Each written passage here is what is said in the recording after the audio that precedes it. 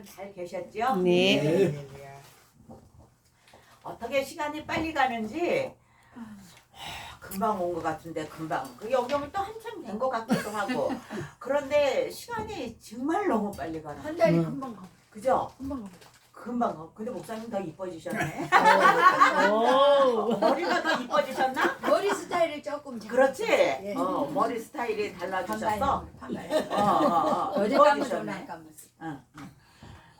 시간이 너무 빨리 가서 어떨 때는 시간 가는 게 너무 아까워가지고 늙으면 그죠? 너무 아까워서 이 시간 좀 붙잡아 맸으면 좋겠는데 붙잡아 맨다고 해서 안 가는 것도 아니고 그래서 참 시간이 아깝다. 이 시간 우리가 어떻게 지내야지 될까 이제 그런 생각을 많이 합니다. 그러면서 진짜 여러분들이 이제 저는 한 달에 한 번 오지만 여러분들은 이제 일주일에 한 번씩 여기 오잖아요. 이 시간이 정말 내가 볼 때는 하나님 앞에 귀한 시간이다. 아멘. 그런 생각이 들어요. 왜냐면은 뭐 세상에 꽃놀이 가러 갈 것도 많이 있고 이렇게 한데 이 자리에 와서 이렇게 하나님의 말씀을 공부한다는 것은 저는 그렇게 생각을 합니다. 하나님의 말씀이 내 안에 풍성해지는 것만큼 내가 하나님을 잘한다. 아멘. 그렇게 생각을 해요. 그렇기 때문에 우리의 가슴 속에 하나님의 말씀으로 풍성하게 채우는 거는 정말 좋은 일이다. 아멘. 그런 생각을 해요. 우리가 룻기를 지난번에 하면서 룻기 이제 서론을 공부를 했습니다. 오늘 이 시간에는 이제 그 본론에 들어가기 전에 사사기와 룻기의 그 신학적인 연결이 어떻게 되는지 그걸 좀 생각을 해 보려고 합니다. 누차 말씀드리듯이 이 룻기는 사사들이 치리하던 때에 쓰여진 이야기거든요. 그래서 사사기라는 이 배경을 깔고 있어요. 룻기는 사사기와 연결되는 그 책입니다. 그래서 사사기라는 시대가 있고 나서부터 하나님께서 룻기를 통해서 이제 그 회복시키는 그런 일을 할 수가 있습니다. 그래서 룻기는 근데 우리가 사사기에 보면은 그 땅에 왕이 없으므로 그 말이 여러 번 나오거든요. 그런데 이 룻기는 사사들이 치리하던 때라는 말로 시작이 되고 이 사사 시대는 이스라엘의 영적인 암흑기였다 이렇게 볼 수가 있습니다. 그래서 그런데 그런 상황 가운데서 하나님이 유대인도 아닌 이방인을 들어서 쓰시는 하나님의 섭리를 룻기를 통해서 살펴볼 수 있다. 이제 그렇게 우리가 생각을 하는데요. 사사기는 왕이 없으므로 모든 사람들이 제각기 모든 사람이 다 자기 소견에 오른 대로 자기 주관대로 사는 시대였어요. 그런데 룻기는 자기 주관대로 살다 보니까 실망이 있었고 절망이 있었는데 그 사사기의 절망에 대한 해답이다. 이렇게 볼 수가 있습니다. 그래서 사사기의 그 마지막 장면을 보면은 내전, 학살, 윤리 붕괴 뭐 이런 여러 가지 도덕적 타락에 대해서 나오거든요. 그런데 룻기는 그 사사 시대의 시작이 되었는데도 룻기는 조용한 한 가정을 통해서 회복과 한 여인의 신앙을 통해서 그 어떤 메시아의 계보로 연결되는 이제 그런 희망의 서사시를 쓰고 있는 것을 우리가 볼 수가 있습니다. 자, 이 사사기 17장 6절에 보면 그때에는 이스라엘의 왕이 없었으므로 사람마다 자기 소견에 옳은 대로 행하였더라. 이 기절이 여러 기절이 나와요. 사사기 마지막 기절에도 나오고. 그런데 제가 지난번에도 말씀드렸듯이 이스라엘은 하나님을 왕으로 모시는 신성국가였어요. 그죠? 그런데 왕이 없었다고 계속 말을 하고 있거든요.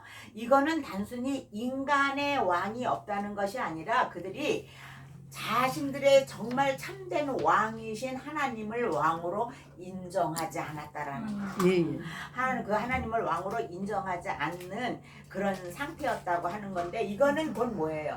하나님을 왕으로 인정하지 않았다는 것은 하나님과의 언약이 무너지고 있다는 얘기예요.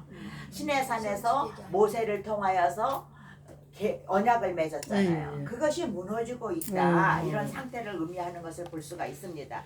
그러므로 이 사사기는 단순한 역사서가 아니라 이스라엘의 영적 붕괴 과정을 기록한 신학적 책이다. 이렇게 이제 우리가 알면 되겠습니다. 그래서 사사기의 시대적 특징은 왕이 없다는 것이다.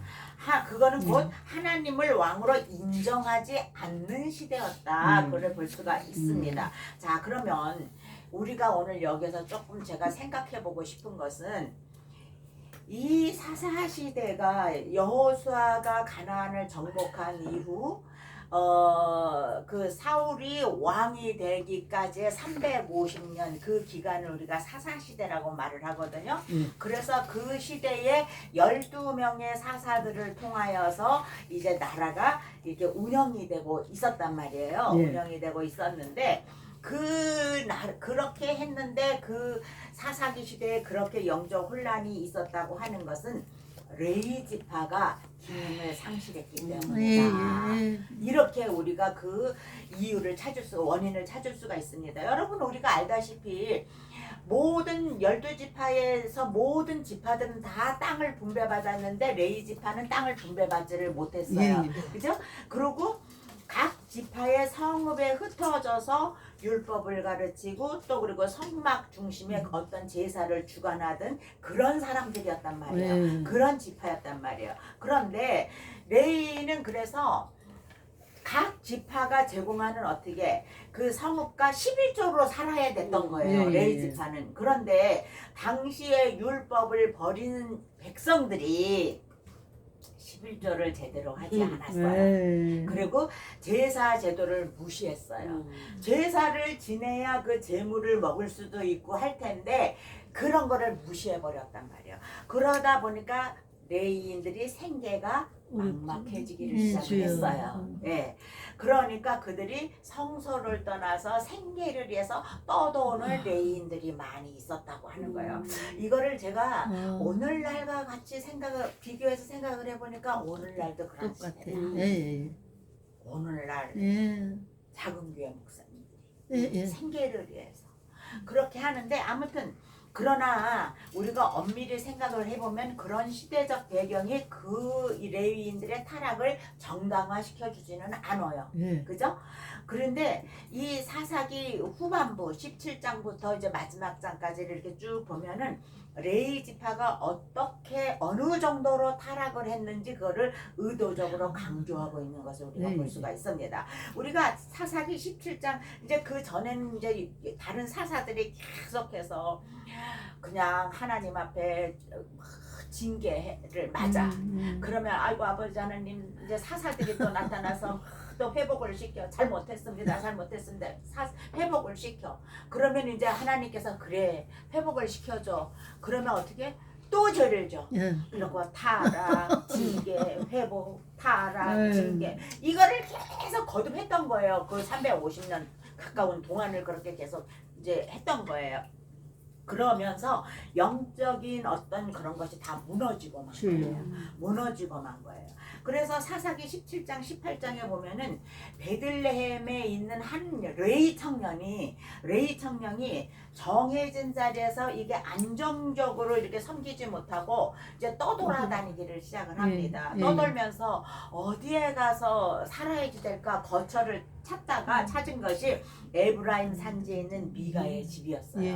그래서 거기 머물게 됩니다. 근데 이 미가라는 사람은 자기 집을 사설 성소처럼 만들어 놓고 그리고 거기에 에봇과 드라빔이라는 그 우상을 만들어 놓고 자기 아들 가운데 하나, 야, 너네 이거 제사장을 해. 이렇게 제사장을 아들 가운데 하나를 제사장을 세워가지고 자기 마음대로 그 어떤 자기의 소견에 오른 대로 하였다 그랬잖아요. 이 미가도 마찬가지예요. 자기 소견에 오른 대로 종교 체계를 구축하고 있었단 말이에요. 그랬는데 이것은 뭐예요?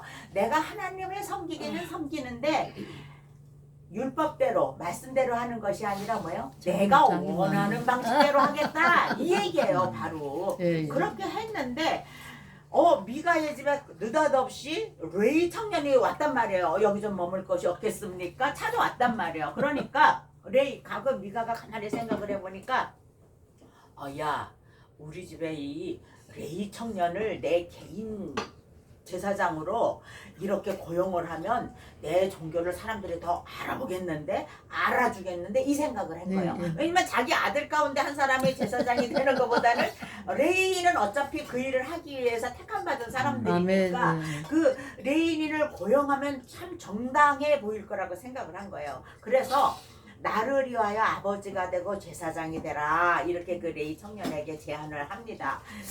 근데 그래서 이 레이는 해마다 은열과 의복 한 벌과 먹을 것에 그걸 받기로 하고 그 집에 이제 사설 제사장으로 고용이 되는 거예요.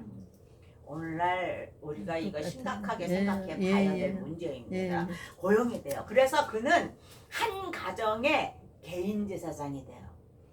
이렇게 레이 사람은 거룩한 소명을 받은 사역자가 아니라 돈과 생활 보장을 위해서 움직이는 종교 기능인이 되었다고 하는 사실이에요.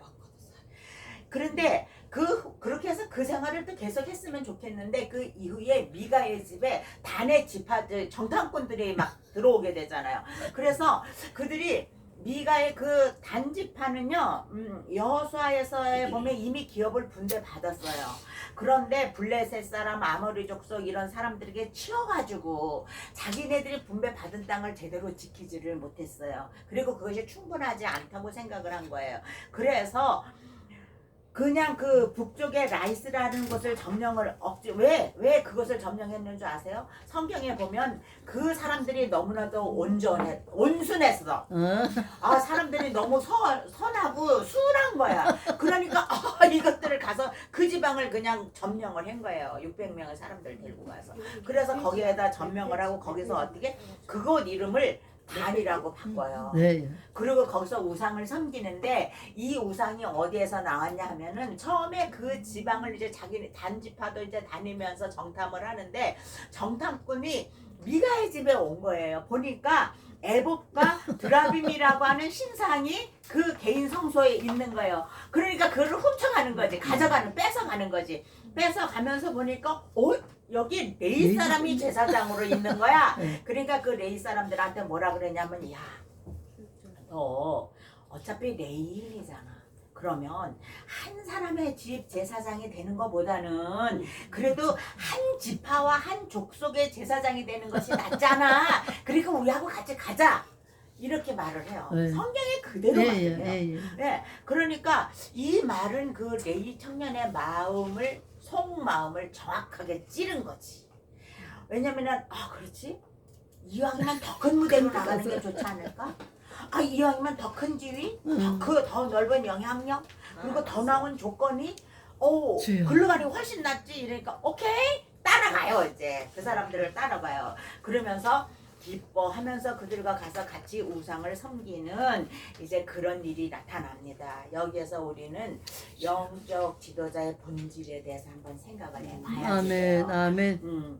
영적 지도자들은 과연 우리가 무엇을 가치로 삼고 섬길 것인가에 대해서 생각을 해봐야 됩니다. 근데 레위인은 그 단지파를 따라서 거기에 가서 이제 단지파를 따라 올라가지요. 그리고 그걸 볼 때 레위는 하나님 앞에 충성한 자가 아니라 기회주의적 종교인이었다.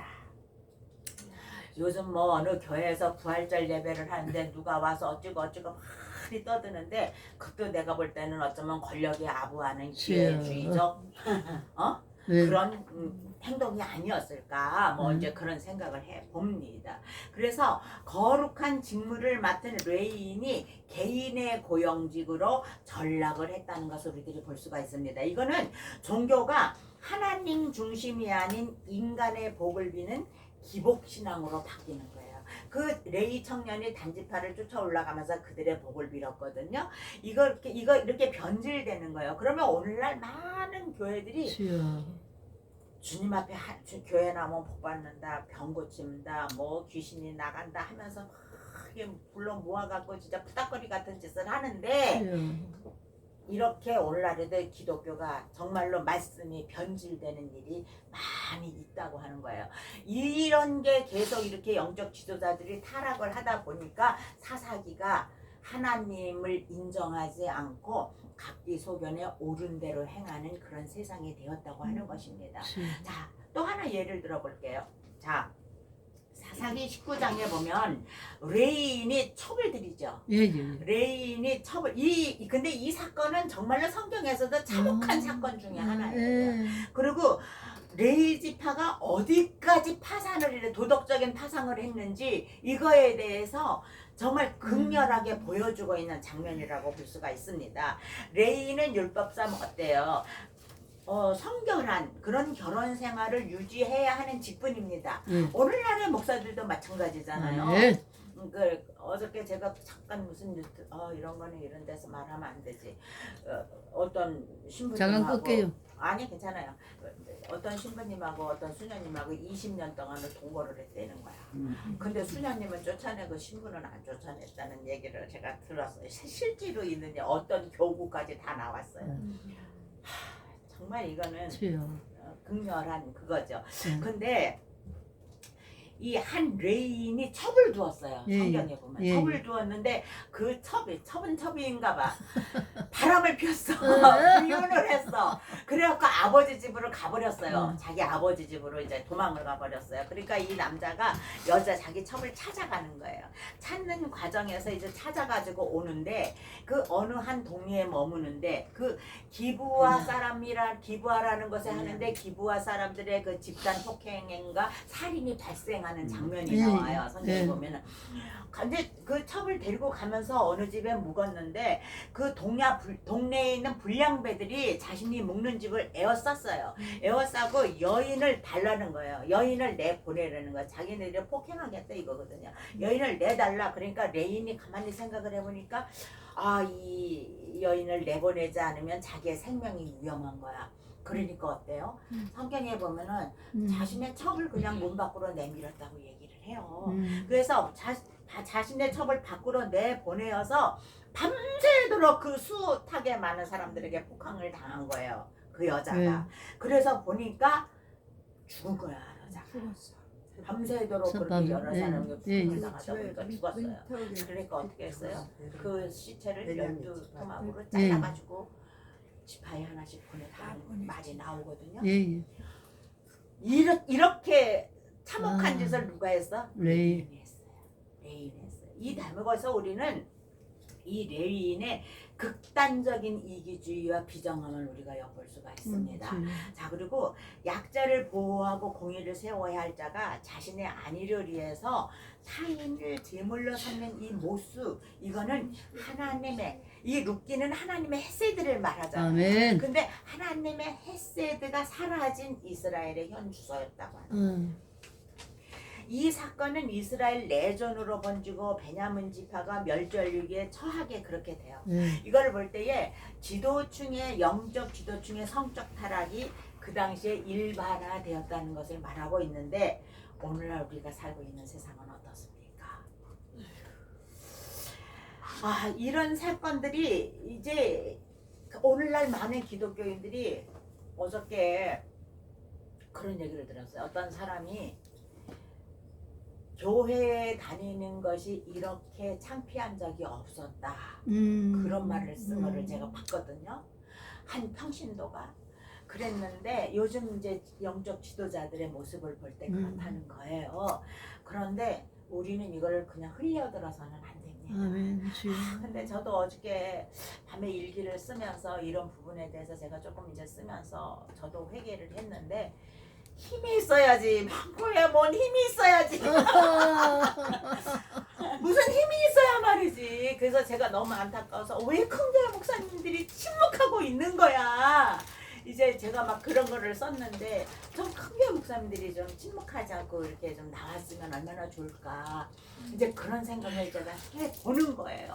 그런데 저만 그렇겠습니까? 이 사사 시대에도 그런 영적 지도자들이 타락을 하고 각기 오인소견을 해가면서 타락, 징계, 회복 이런 과정을 계속 겪으면서 살다 보니까 백성들의 마음이 피폐해졌지요. 그러니까 그 백성들의 마음 속에 이렇게 부패한 제사장 말고 진정으로 백성을 사랑하고 공의로운 통치를 할 수 있는 왕은 없을까? 제사장은 없을까? 이런 거에 대한 갈급함을 가지게 된 거예요. 그래서 그런 갈급함을 가지고 됐었는데 사사기에 계속해서 나오는 이때에 왕이 없었고라는 문장에서 왕 없음의 진정한 의미가 무엇인가를 우리가 생각해 봐야 된다고 하는 거죠. 그래서 왕이 없다는 것은 정치적인 어떤 공백이 아니라 신학적인 반역 상태다.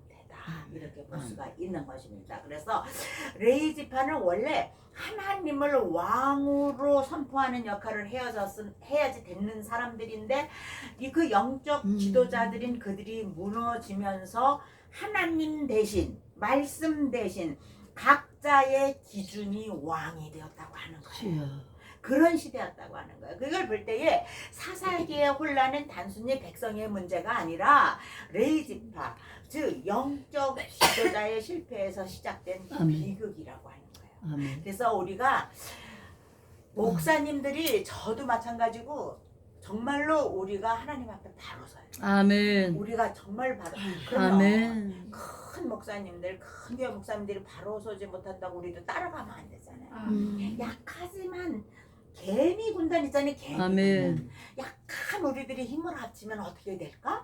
그죠? 그것도 힘이 될 거란 말이에요. 그죠? 그래서 우리들이 이렇게 해야 돼요.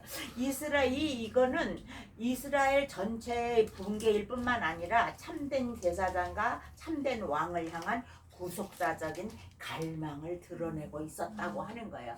이런 시대에 어떻게 됐어요? 룻기가 시작되었다고 하는 것입니다.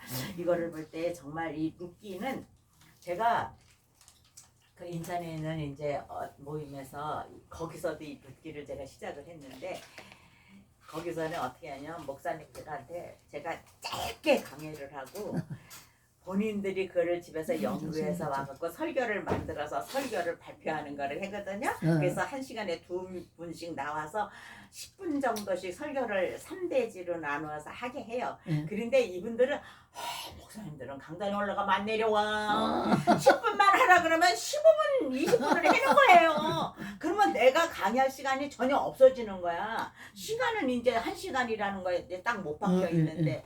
그래서 이렇게 하는데 이분들이 이거를 그분 어떤 한 목사님은 그러더라고. 자기는 지금까지 평생 목회를 했는데 룻기 설교를 한 번도 안 해봤다는 거예요. 룻기, 그러니까 룻기가 4장밖에 안 되니까 짧은 거야 한마디로 말하면. 근데 많은 사람들이 룻기를 제일 많이 설교할 때가 언제인 줄 아세요? 5월 달이에요.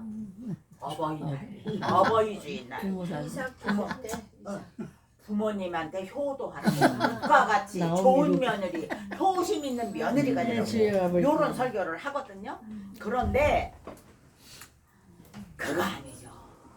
그거는 너무 차원이 낮은 거죠. 여기에 영적으로 깊이 담겨 있는 무엇을 그래서 자기는 평생 묵기 설교를 한 번도 안 했는데 이번에 처음으로 하게 됐는데. 이제 이렇게 깊은 이런 구속사적인 뜻이 들어있는 줄 몰랐다. 이제 이런 얘기를 하더라고요. 아무튼 간에 이런 상황 안에서 하나님께서 그들의 기도를 들으시기 위하여서 룻기라는 책을 준비를 하셨어요. 근데 사무엘서에 보면 이런 얘기가 나와요. 저 사람들이 왕을 세워달라고 하는 것은 사무엘에게 너를 버린 게 아니야. 바로 나를 버린 거야. 하나님께서 그런 얘기를 하세요. 나를 버린 거야. 그러나 왕을 세워. 그렇게 인간 왕을 세우라는 거예요. 그래서 이제 왕을 세우죠. 그래서 왕을 세우는데 이제 사울이라는 왕을 세우잖아요.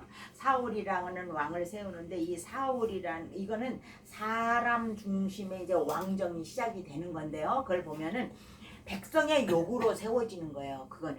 근데 사울이 아주 외형 중심의 왕이었어요. 키도 크고 아주 잘생긴 준수한 사람이었어요. 그리고 근데 이 왕은 왕으로 세웠는데 하나님보다는 누구야? 백성을 더 의식하는 왕이었어요. 백성을 더 의식하는 왕이기 때문에 하나님의 말씀에 막 너는 내가 올 때까지 제사 지내지 마. 막 제사 지내는 거예요. 막 그러니까 그건 뭐예요? 자기 중심의 판단으로 나라를 이끌었던 왕이에요. 그러니까 사무엘이 그 유명한 말을 하죠. 당신은 순종이 제사보다 나았다는 것을 모릅니까? 하나님은 하나님 말씀에 순종하는 것이 그 좋은 재물을 데리고 제사 지내는 것보다 낫습니다. 이런 얘기를 해요. 그래서 이 하나님 아래에 있지 않는 왕은 하나님을 뭐라 그럴까 대적하려는 그런 존재가 될 수밖에 없다고 하는 걸 우리가 알아야 돼요.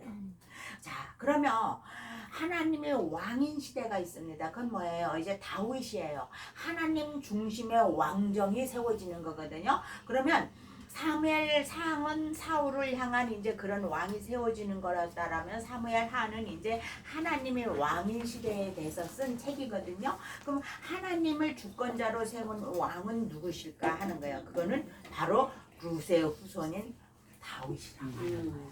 그러니까 다윗이 사무엘상과 사무엘서와 사사기사에 이 룻이 있어야 돼요. 룻기서가. 그래야 자연스럽게 이어지는 거야. 어떻게 왕이 다윗이 어떻게 이렇게 생겼고 하나님께서 다윗을 왜 왕으로 세우셨을까? 우리가 늘 말하잖아요. 제가 모세가 하나님께서 그 애굽에 있는 이스라엘을 출애굽시킬 때에 뭐 당장 어떤 뭐 힘센 사람을 데려다 한 것이 아니라 이 레이 여자가 레이 남자가 결혼하는 것부터 시작을 해서 모세라는 아이가 나오고 어머니를 통해서 히브리적 교육을 받게 하고 80년을 정말 피나게 훈련시키셔서 그래서 쓰시잖아요. 마찬가지예요. 그래서 그 다윗이라는 왕을 하나님께서 내시기를 원하셨는데 룻을 통해서 그걸 하셨다. 그래서 이 다윗 왕은 하나님의 선택하신 왕이었어요. 그리고 하나님의 마음에 합한 사람이었어요. 그죠? 그리고 실패를 했어요. 다윗도 실패를 많이 했지만 그는 처절하게 회개한 사람이었어요. 회개한 사람이었다고 합니다. 그리고 그는 그 뭐랄까 하나님의 뜻을 나라를 다스리는 데 있어서 하나님의 뜻을 묻고 그리고 회개 중심 신앙을 가지고 하나님의 주권을 인정하는 왕. 이런 왕이 통치를 할 때 그 나라가 번성하는 거예요. 근데 내 마음대로 내 기준대로 나라를 통치를 하면은 그게 하나님을 대적하는 어쩌면 교회를 막 해산시키는 막 이런 거를 할 수밖에 없다. 그런 걸 우리가 알 수가 있습니다. 그래서 인간 왕이 존재할 수 있는 유일한 방식은 뭐냐 하면은 하나님 아래 왕이 있어야 돼요.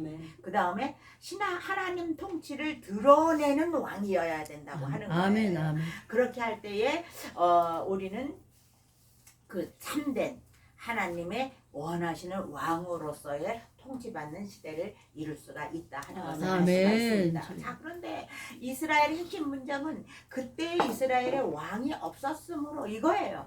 참 왕이 없었기 때문에 백성들이 방황했다고 하는 것입니다. 그리고 룻기는 바로 그 시기에 이 참 왕 다윗의 계보를 준비하는 이야기예요. 그래서 사사기는 왕 없음의 비극이었다고 하면 룻기는 왕 준비의 섭리예요. 그 다음에 사무엘서는 드디어 하나님께서 준비하신 왕이 등장하는 것이라고 볼 수가 있습니다. 그래서 이 사사기에서는 이스라엘 전체가 언약을 아까도 말씀드렸듯이 반복적으로 파기를 하고 있습니다. 지도자조차도 타락을 합니다. 뿐입니까? 영적 지도자도 타락을 합니다. 그러나 이 룻기에서는 한 이방 여인이 언약을 붙들어요. 그 룻이라고 하는 이 이방 여인이 언약을 붙들어요. 그리고 기업 물을 자가 보아스라고 하는 한 기업 물을 자가 율법을 지키게 되지요. 그렇게 함으로써 하나님은 민족 전체가 실패를 해도 남은 자를 통해서 어떻게 언약을 보존하십니다. 저는 요즘 이 룻기를 연구하면서 참 하나님 앞에 감사하고 희망을 갖는 것이 전부 그냥 타락하고 막 이러고 저러고 어지럽다 혼란하다 할지라도 하나님께서는 우리 같은 남은 자를 통해서 여전히 역사하신다. 역사하신다.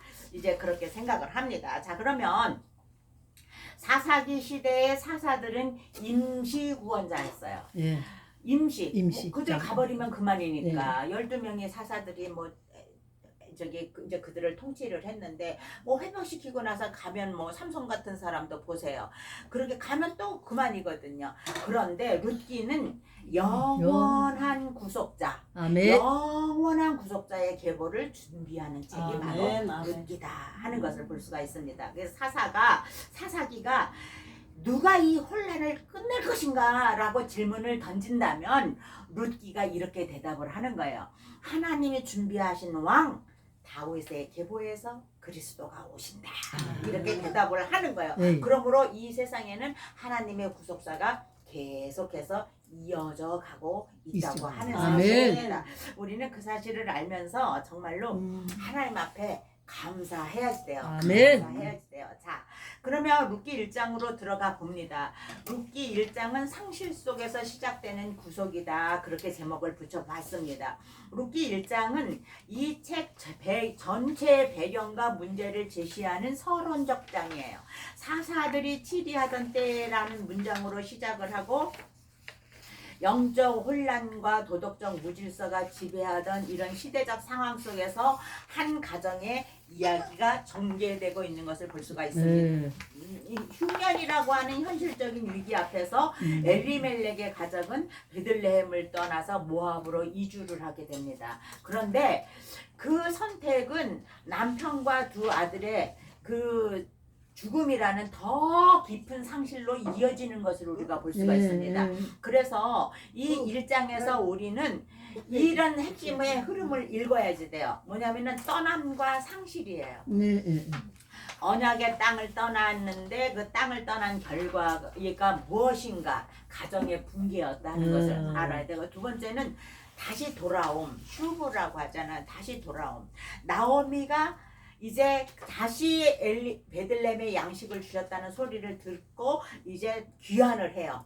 귀환을 모압으로 떠났다가 베들레헴으로 다시 돌아온다는 것은 회복의 가능성을 보여주는 거예요. 아멘. 하나님의 품을 떠나서 멀리 갔던 사람들이 돌아와 하는 음성을 듣고 하나님 품으로 돌아온다는 것은, 교회 문 안으로 돌아온다는 것은 회복될 수 있는 여지가 있는 거라는 아멘. 거예요. 그런 가능성을 보아줘요. 그리고 언약적인 결단, 룻의 신앙 고백, 어머니의 백성이 나의 백성이 되고 어머님의 하나님이 나의 하나님이 될 것이다라는 그런 고백은 언약적인 룻의 결단이었다. 이렇게 세 흐름으로 1장을 우리가 할 수 있으면 되겠습니다. 그래서 여기에 나타난 룻의 고백은 단순한 가족적인 어머니에게 효도를 해야 된다라는 가족적 충성이 아니에요. 물론 그것도 있을 수 있겠지만 그것보다는 모압 여인이 여호와의 총회에 들어올 수 없는 그 모압 여인이 여호와의 언약 공동체에 자신을 결속시키는, 아멘. 들어오는 신앙 선언이라고 볼 수가 있는 것입니다. 그래서 절망의 자리에서 시작된 이 이야기는 보를 추수할 때라는 그 희망의 시간표와 함께 2장으로 이어지거든요. 하필이면 보리 추수할 때 이제 그들이 귀환을 했어요. 그리고 여기에서 우리는 하나님의 섭리가 그들의 삶을 통하여서 조용히 움직이고 있는 그 모습을 우리가 볼 수가 있습니다. 그러므로 이 룻기 1장은 상실과 공허 속에서도 하나님의 구속사의 무대를 준비하고 계시는 것을 볼 수 있다. 아멘. 성경을 한번 여러분 한번 제가 숙제를 낼게요. 집에 가서 룻기 1장을 계속 읽어보세요. 아, 하나님의 섭리가 이렇게 보여. 여러분의 눈에 보인다니까요. 자, 그래서 이제 단락구조 보면은 여러분들이 참고하시기 바랍니다. 이제 1장 1절로 5절은 언약의 땅을 이탈한 엘리멜렉 가문, 6절로 14절은 나오미의 귀환 결정, 그 다음에 15절로 18절 룻의 신앙 고백, 19절로 22절 베들레헴의 귀환과 나오미의 탄식이 보고 있는데요. 자, 1장 1절로부터 5절에 보면은 룻기 전체 이야기의 서론이에요. 그런데 이 본문은 이후 전개되는 구속사적인 어떤 그 회복 이야기의 출발점이 되는 위기 상황이에요. 회복은 어디에서 회복된 자리에서 회복이 되지는 않거든요. 절망의 자리에서 회복이 시작이 되는 거거든요. 근데 이 룻기는 이런 위기 상황, 절망의 상황에서 시작이 된단 말이에요. 시작이 되는데 룻기는 나오미에게 연달아 일어나는 세 번의 비극으로 시작이 되는데 뭐냐면은 가나안 땅에 기근이 들었어요. 그 다음에 남편 엘을 따라서 모압으로 갔는데 얼마 안 돼서 남편 엘리멜렉이 죽었어요. 10년이 채 안 되어서 어떻게 두 아들을 거기에 무덤에 묻을 수밖에 없는 그런 비극적인 상황. 정말 우리 인간사의 그 어떤 상황으로 생각하면 더할 나위 없이 슬픈, 더할 나위 없이 한스러운 그런 상황이란 말이에요. 한번 여러분들 생각해보세요. 아들 둘이 확 죽어버렸는, 남편이 죽었는데 남편 죽은 지 10년도 안 돼서 한 10년 됐는데 아들이 그냥 갑자기 다 죽어버려. 그런 상황이면 어떻게 견디겠어요? 살 수가 없지. 그런 거를 배경으로다가 깔고 있어요. 그런 형편에서 어떻게 이 가정이 회복되는지 그거를 볼 수가 있는데 1절에 보면 사사들이 치리하던 때 그 땅에 흉년이 드니라 유다 베들레헴의 한 사람이 그의 아내와 두 아들을 데리고 모압 지방에 가서 거류하였는데 이렇게 나타나거든요. 이거를 보면은 아까 말했다시피 여호수아를 따라 가나안을 정복한 후부터 사울이라는 초대 왕이 세워지기까지의 350년 기간을 사사시대라고 한다. 그렇게 제가 말씀을 드렸습니다. 그때 이스라엘 백성들을 다스리는 자는 왕이 아니라 사사였어요. 사사. 그래서 사사들은 전쟁이 나면 구원자가 되었고 또 평소에는 백성들의 재판장이고 재판장이라는 소리거든요. 사사가 재판장이고 스승이고 지도자였어요. 자, 그런데 이 사사 시대의 특징이 아까 말한 데 계속해서 이 말을 내가 할 거예요. 각기 소견에 옳은 대로 행하였더라. 각기 우리 여기 있는 사람들이 다 말씀으로 하나 되는 것이 아니라 각자 자기 생각을 말하는 거야. 회의를 하려고 하는데 뭐 한 가지를 말하는 게 아니라 아니야 나는 이렇게 생각 아니야 나는 이렇게 다 각자 하는 거. 그러면 그건 거기는 아수라장이 돼버리는 거거든요. 그런 시대였다고 하는 거예요. 그런 시대. 그런 시대. 하나님 중심의 삶이 무너지고 우상 숭배가 반복이 되던 시대였어요. 그리고 사사들이 치기하던 때라는 말은 단순한 정치적인 시기 설명이 아니라 하나님을 왕으로 인정하고 그러니까 하나님이 왕으로서 다스리던 시대가 아니라 사사들이 치던 시대란 말이에요. 사사들이 치기하던 그런 때란 말이에요. 이거 그래서 이 룻기의 시작은 단순한 시간시가 아니라 영적인 타락 시대 속에서 하나님의 섭리가 어떻게 작용하는지 그를 보여주는 신학적인 장치이다. 우리가 그렇게 볼 수가 있는 겁니다. 자, 그러면 그 땅에 흉년이 드니라 이렇게 말을 하고 있습니다. 자, 그러면 성경을 볼 때 성경에서 흉년은 단순한 자연현상이 아니고 언약적 축복과 저주의 그 틀 안에서 이해되는 것을 우리가 볼 수가 있습니다. 자, 보면 우리가 가장 누구한테 기도해 줄 때 가장 많이 쓰는 말 신명기 28장. 우리 어렸을 때는 목사님들이 집에서 누구를 위해서 기도해 주면 신명기 28장으로 기도 안 하는 사람이 없었어. 그죠? 뭐 구워주고 구임을 받지 않고 막 이러면 막 아멘 하고 다들 축복만 말을 했지. 그 뒤에 저주에 대한 말은 절대로 안 해. 절대로 안 해. 그런데 이 신명기 28장이나 레위기 26장에 보면은 이스라엘이 하나님의 순종할 때와 불순종할 때의 결과가 명확하게 나타나는 것을 우리가 볼 수가 있습니다. 그래서 순종의 결과는 뭐예요? 여호와께서 너를 위하여 하늘의 아름다운 보고를 여시사 내 땅에 때를 따라 비를 내리시니 여러분들에게 이런 축복이 임하길 바랍니다. 여기 막 왜 아멘 소리 작아요? 왜 아멘 소리가 작아요? 아멘 해야 해. 이건 뭐예요? 풍요와 번성을 바라는 복이에요. 아멘. 이거는 이런 결과는 언제 오냐? 순종할 때. 말씀에 순종할 때 이런 결과가 오냐? 아멘. 근데 우리가 불순종하면 어떤 말이 오는지 아세요? 23절로 24절에 보면 내 머리 위에 하늘은 노시되고 여호와께서 비 대신 티끌과 모래를 내리시리니. 아멘 할 사람 있어요? 여기 혹시? 아무도 없죠? 가뭄과 흉년을 말하는 거예요. 거예요. 이거는. 그래서 흉년은 그 당시에 흉년은 단순한 기후 문제가 아니라 언약적인 어떤 불순종의 결과로 볼 수가 있었다고 하는 것입니다. 그래서 그 땅에 흉년이 들어 사사들이 치리하던 때에 그 땅에 흉년이 들었다 하고 하는 말은 하나님께서 이스라엘에게 주신 그 땅이 언약의 땅이라는 사실을 강조하기 위해서 그러는 거예요. 너희들은 이 땅이 언약의 땅인데도 불구하고 너희들 지금 계속해서 불순종하고 있잖아. 영적 지도자들도 타락하고 있잖아. 그러니까 여기에 흉년이 왔어. 이 얘기를 하는 거예요. 바로 그 얘기를 하는 거예요. 그래서 하나님께서 주신 이 언약의 땅에 흉년이 들었다는 것은 단순히 기후적인 어떤 그런 것으로만 봐서는 안 될 것이다. 그리고 율법에서 나타난 것과 같이 흉년이 하나님과의 언약을 어기는 것에 대한 하나님의 심판이었다는 사실을 우리들에게 상기시키기 위해서 사사들이 치리하던 때에 흉년이 들었다. 그 땅에 흉년이 들었다. 이렇게 얘기를 하는 거예요. 자, 그러면 베들레헴의 흉년이 갖는 상징성 여기까지만 하고 오늘 마치겠는데요. 룻기 1장에서 1절에서 중요한 것은 하필이면은 흉년이 든 장소가 어디예요? 베들레헴이라고 하는 거예요. 그럼 베들레헴은 어떤 땅입니까? 다윗이 고향이기도 하고 예수님이 사시는 곳이기도 하고 막 그러잖아요. 그런데 베들레헴의 뜻은 뭐야? 떡집이라는 뜻이에요. 양식의 집, 뭐 빵집 이런 뜻이거든요. 이런 뜻을 가지고 있는데 양식의 집에 흉년이 들었다는 거는 뭐예요? 빵집에 빵이 없다는 얘기예요. 빵집에 들어갔는데 빵이 없어. 조금.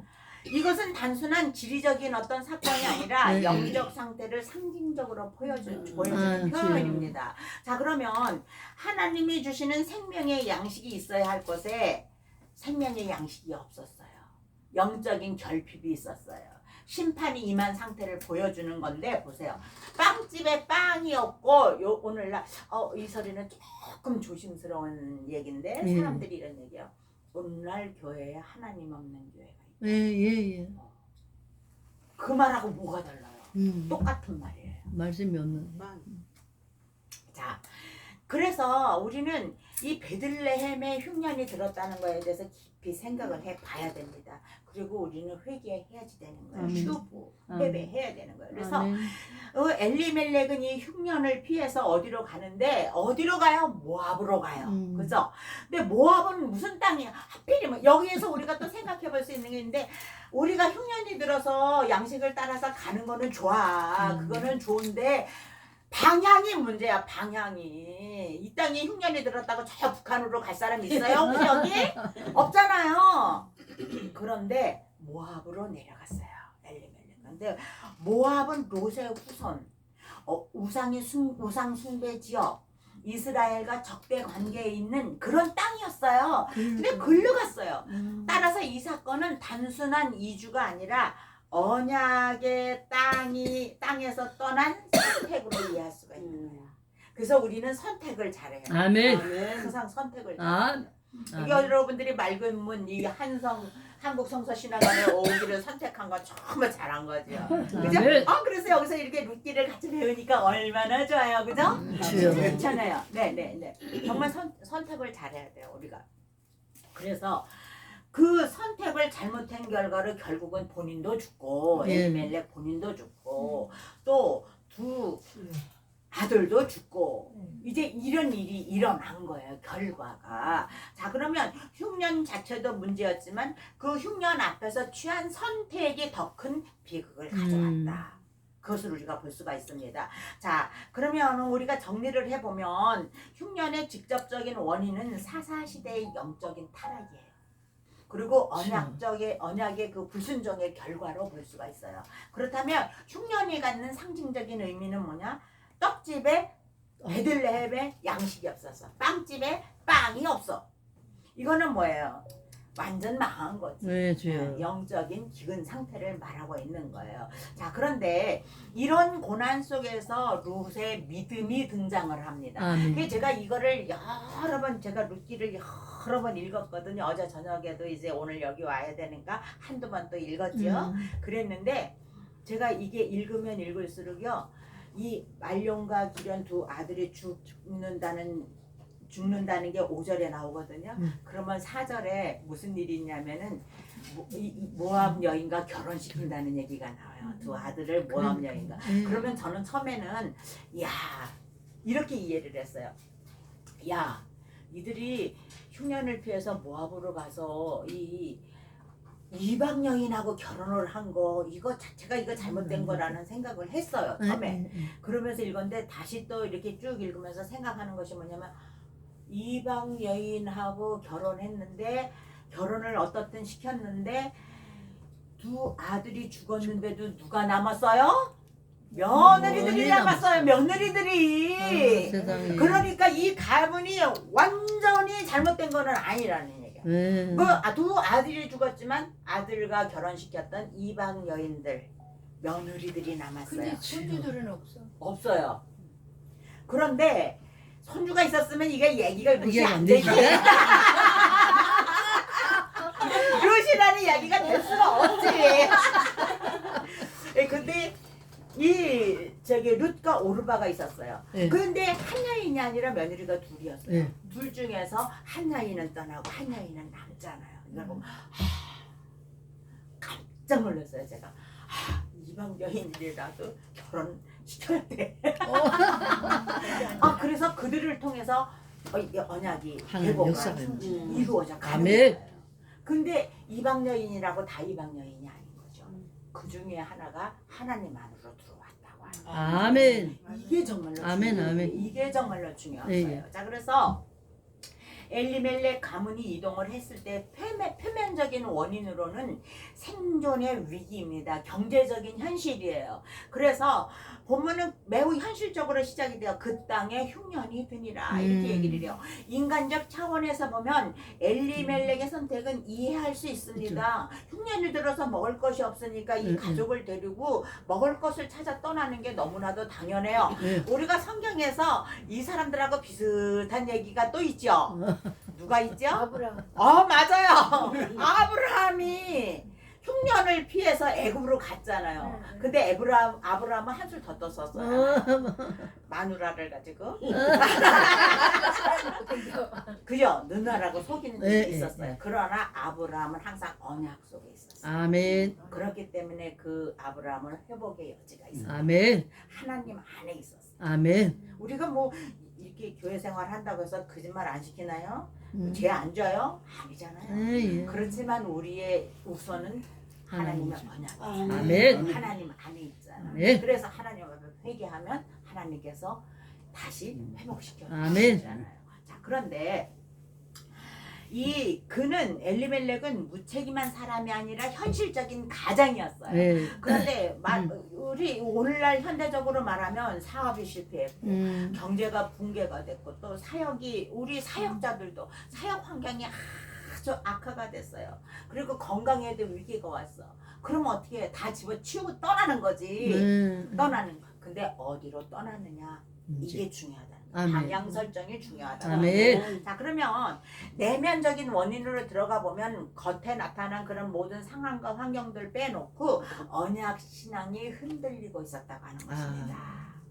그 베들레헴이라고 하는 곳에 있으면서 언약 신앙. 그래 문제는 이동 자체가 아니라 어디로 하필이면 모압으로 갈 게 뭐예요? 다른 데로 갈 수도 있잖아요. 근데 하필이면 모압으로 갔단 말이에요. 그 모압이 어디라는 걸 알잖아요. 알죠. 예. 그러면 모압은 단순한 외국이 아니라 영적인 적대의 지역이었단 말이에요. 예. 그리고 우상숭배의 지역이었단 말이에요. 그리고 언약 공동체 밖에 사람 너희는 여호와의 총에 들어오지 못하리라고 말씀하신 그 땅이란 주여. 말이에요. 그런데 엘리멜렉은 단순히 굶주림에서 도피가 아니라 어떻게 언약 공동체에서 이탈하는 것이다. 이렇게 우리가 볼 수가 있는 것입니다. 자 그러면 더 깊은 원인으로 들어가 보면 하나님의 통치에 대한 신뢰를 못한 거예요. 붕괴한 거예요. 왜냐면은 하나 그때에 왕이 없었으므로 각기 자기 소련에 옳은 대로 행하였더라. 근데 사실은 왕이 없었어요? 있었어요. 하나님 아버지가 계셨어요. 하나님 출애굽 19장에서 우리가 출애굽기에서 배웠잖아요. 약속했잖아요. 너희들 내 말 지킬래? 그러면 너희들 내 백성이 될 거야. 예, 지키겠습니다. 그래서 그들이 그 언약 관계가 이루어졌잖아요. 예, 예. 그래서 하나님이 그들의 왕이 되었잖아요. 아멘. 근데 이걸 무시해버린 거예요. 그러니까 하나님이 우리를 통치하고 계신다는 거에 대한 믿음이 없어져 버린 거예요. 그러니까 엘리멜렉의 이름이 뭐예요? 엘리멜렉의 이름은 뭐냐면 나의 하나님은 왕이시다. 이 이런 뜻이에요. 아, 이 룻기가 너무 재밌는 게 제가 빵집에 빵이 없어. 나의 하나님은 왕이시다라는 이름을 가진 사람이 하나님보다 상황이 왕이다. 이렇게 지금 말하고 있는 거예요. 이렇게. 그거를 볼 때에 이거 진짜 아이러니하다. 정말로 아이러니하다. 이런 과정을 통해서 이렇게 하나님께서 이렇게 섭리하시고 역사하신다 이러면서 제가 이렇게 성경 강해를 이렇게 하면 할수록 이 디테일하게 그 아주 옛날에 보지 못했던 것들이 눈에 보이기 시작을 해요. 그런데 이런 걸 옛날에는 못 봤어요, 제가. 그랬는데 진짜 이 이름에 반하는 삶을 살고 있네. 이제 이런 걸 하죠. 그래서 우리가 여기에서 배울 수 있는 것은 환경이 신앙을 압도할 때 이런 문제가 생기는 거예요. 너무나 큰 문제가 우리들에게 있으면 내 신앙으로 그거를 못 견딜 것 같고 그럴 때 이런 엉뚱한 길로 가는 거예요. 엉뚱한 길로. 우리 지나온 생활 가만히 생각하면 이런 시간 많았을걸요. 아, 무슨 어려운 일이 생기면은 신앙보다는 어떤 거기에 맞는 길을 엉뚱한 길 갔다가 나중에 어메 뜨거워라 하고 다시 돌아오는 경우가 얼마나 많이 있었어요. 그런 경우가 많이 있어요. 솔직히 우리가 가만히 생각해 보면 그런 거예요. 그런데 이 현대 그리스도인들은 이런 모습을 했을 때 가장 중요한 건 이거예요. 제가 한 거는 간파한 건 이거예요. 엘리멜렉이 그 시대에 모압으로 떠나기 전에 하나님 이렇게 흉년이 들어서 내 처와 내 아들도 우리가 굶주리게 생겼습니다. 어떻게 했으면 좋겠습니까? 이거 물었을까? 하는 문제 묻지 않았어요. 그러면 우리는 어떻게 돼? 하나님께 먼저 물어야 돼. 아멘. 그러면 하나님께서 아직 참아봐 한다든가. 그 이후에 본 베들레헴에 양식을 주셨잖아요. 그때까지 좀 힘들어도 참아봐 하시던지, 아니면은 그래 너희들 떠나는데 어디로 떠나 하고 방향을 주실 수도 있는데 묻지 않았어요. 그리고 그 당시에 풍요롭게 보여지는 모압 땅으로 떠난 거예요. 그런데 그래서 우리는 그 엘리멜렉의 문제는 성경에는 나타나지 않지만 제 생각입니다. 기도로 씨름하지 않았다. 기도로 씨름하지 않았다. 그리고서는 환경을 바꿈으로 인해서 해결하려고 다른 방법을 하나님의 뜻에 맞지 않는 시도를 했다 하는 거예요. 그래서 오늘날 많은 사람들이 교회 갈등이 생기면 떠나잖아요. 떠나는 것까지는 좋아. 신천지로 가지는 말. 그죠? 그잖아요? 떠나는 것까지 좋아. 뭐 은혜로운 교회 간다는데 어떻게 해? 할 수 없지. 신천지로 가지는 말아야지.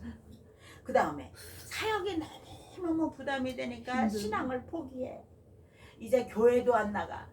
사역자들이. 그리고 이제 레이인들처럼 그렇게 떠돌아. 안 되는 거예요. 안 되는 거예요. 그리고 나에게 삶의 고통이 왔을 때 하나님께서 침묵하실 때가 많이 있어요. 그러면 그 하나님께서 입을 여실 때까지 우리가 입을 열도록 그죠? 저런 막 이거 해야 되는데 아우 귀 아파 그만해. 아우 그 귀 아프다. 하나님께서 그렇게 하실 때까지 해야 되는데 그를 못하고 있는 거예요. 그 하나님의 침묵만 원망만 하는 건데 하나님이 입 열도록 우리가 해야 돼. 아멘. 그렇게 기도해야 돼. 우리가 제가 어저께 가만히 이걸 룻기를 이제 어저께 한 2번 읽어봤어요. 저녁 때. 그러면서 이런 생각을 했어요. 내 우리 맑은 물 여기 한국 성서관에 가서 이 말씀을 나눠야겠구나. 제가 그 생각을 하면서 왔거든요. 네, 나누니까 또 너무 좋지 않아요? 너무 좋아요. 네, 아멘. 여기서 마치겠습니다. 오늘은 하나님 아버지 은혜를 감사합니다. 오늘 우리가 룻기서를 통하여서 우리에게 어려움이 닥쳤을 때에 우리는 어떻게 행동해야 하고 하나님 앞에 어떻게 기도해야 될까에 대해서 생각을 해보았습니다. 하나님, 여기에 있는 우리들은 모두 영적 지도자들인데 아버지, 우리가 어지러운 시대, 혼란한 시대에 살면서 세상과 타협하는 삶을 살아가지 않도록 하옵시고 아멘, 아멘. 언제든지 우리가 하나님 앞에 기도함으로 인하여서 하나님의 해답을 끌어내는 우리가 될 수 있도록 우리의 삶이 될 수 있도록 우리의 사역이 될 수 있도록 아멘. 하나님께서 인도하시고 축복하여 주시옵소서. 아멘. 감사를 드렸고 예수님의 이름으로 기도드리옵나이다. 아멘. 영광의 박수입니다 하나님께.